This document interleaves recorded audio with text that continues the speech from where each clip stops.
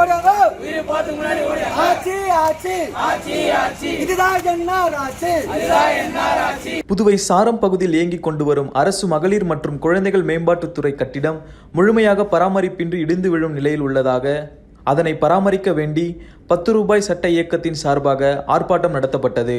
இந்த ஆர்ப்பாட்டத்தில் ஊழியர்களின் உயிர்களுக்கும் வந்து செல்லும் பொதுமக்கள் மற்றும் குழந்தைகளின் உயிர்களுக்கும் உத்தரவாதம் இல்லை என்றும் அதிகாரிகள் தகுந்த நடவடிக்கை எடுக்க வேண்டும் என கோரிக்கை விடுத்தனர். இது மகளிர் மேம்பாட்டுத்துறை.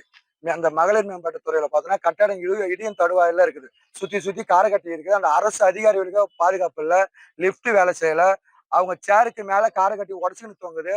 அவங்க உயிருக்கே ஆபத்தா இருக்குது. அப்படி இருக்கும்போது அவங்களுடைய மக்களுடைய குறைய அவங்க எப்படி பார்ப்பாங்க? அவங்க நல்லா இருந்தா மட்டும்தான் மக்களுக்கு அவங்க சேவை செய்ய முடியும். அந்த அளவுக்கு இடியும் தருவாயில இருக்குது. இந்த கட்டடத்தை மாற்று இடத்துல எங்களுக்கு உடனே செஞ்சு கொடுக்கணும். அவங்க உயிருக்கு பாதுகாப்பு கொடுக்கணும். உடனே அரசு அதிகாரிகள் வந்து செவிச்சாச்சு இந்த கட்டடத்தை ஒண்ணு புதுப்பிக்கணும், இல்ல வேற இடத்துல மாற்று இடத்துல கொடுக்கணும்.